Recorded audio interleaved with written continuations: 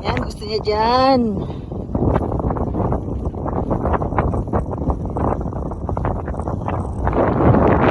Exercise ko siya na yan talaga. Ang ganda tingnan ng Mount Fuji, no? Tapos sa baba may dagat, no? Tingnan natin, ha? Tapos may aso. Ayun yung aso ko, oh. Ayan, si Haru-chan. Haru-chan!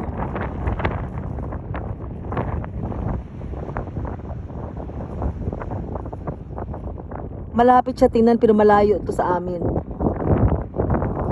May sagi kasi kami, malayo ito. May aso nagtatatalo. Tanaw na tanaw lang siya dito. Pero parang malapit siya tingnan. Pero malayo ito.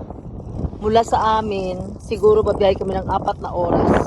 Makarating lang kami doon. Malayo yan talaga. Haro ito. Iyo. Yes. Yan, ganyan. Ganyan kami ni Hado kapag may free time kami dito kami. Pasyal kahit saan. Yasya! Iyo!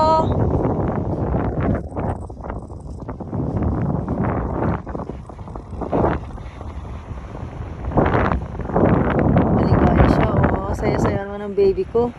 Ang saya-saya naman yan. Okay. Ayos, iko.